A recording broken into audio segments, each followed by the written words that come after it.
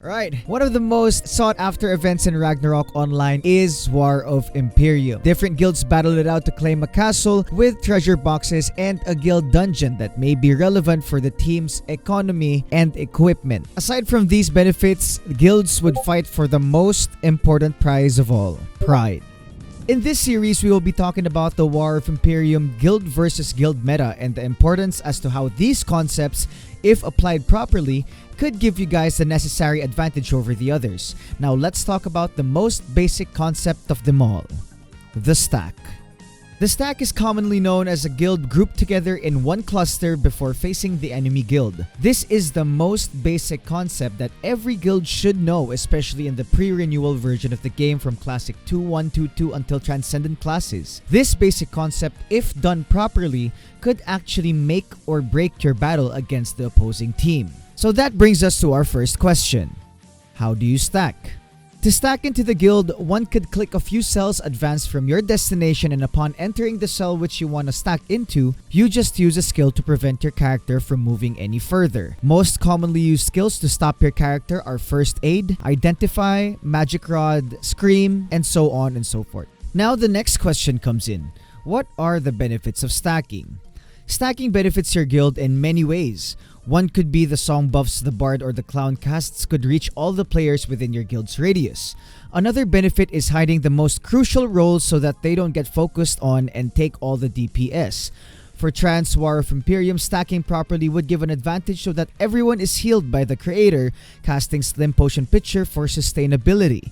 These are some of the many benefits of learning the basics of stacking. A lot of you might then be asking, what would be the best position for a stack? The best position is subjective for every guild. In my opinion though, for Classic 2.1.2.2 War of Emperium, the optimal positioning for a stack is to have the knights in front with the sages. Defensive land protector sages could be within the 3rd and 4th lane stacked up to the Devil Crusaders so that they won't be targeted easily with spell break. Bards should also remain unseen because this key role could make or break a whole guild in battle. Wizards should be on the 3rd or 4th lane depending on how far they're planning to cast their spells. Wizards should also make use of @LGP to see the maximum cast range of their spells to avoid misclicks and being overexposed. Trappers could leave the stack to make their own plays. Fisher monks could also occasionally leave the stack to target anyone within safe Asura range, and ground control monks should stay in the stack in case they're being pushed by knights or Grand Cross Crusaders. And as for Trans War of Emperium, it is best to have all frontliners like the FS profs and Tired Clowns or Gypsies to stay on the front lane, as these profs could dispel the enemy front lanes, removing the buffs and casted devotion skill upon them. Bios casting Asset Demonstration, on the other hand, should stay unexposed on the 2nd lane to avoid getting dispelled. As soon as the bio gets dispelled, it is preferable if they go back into the middle of the stack, get rebuffed, and get back into battle. Do not,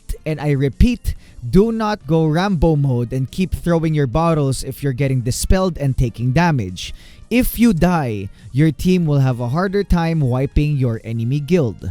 3rd lanes could be the Wizards, Devo Paladins, SPPs, DLP, and Clown. Wizards casting Ganbentine could also be at the backmost end of the stack or away from the stack as well to avoid any damage from incoming bridged sharpshoot. In Trans War of Emperium, positioning plays a very important role.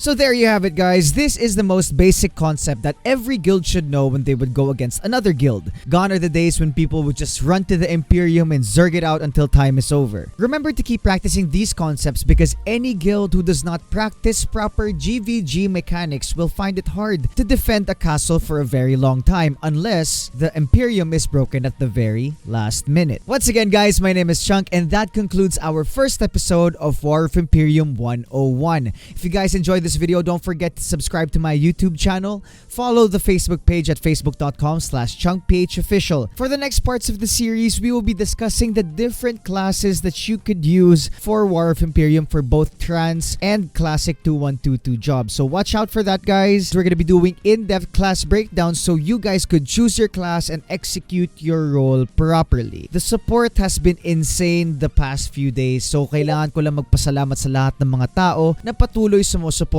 sa ating page. So everybody, I'll see you guys on the next video. Stay lit, stay chunky.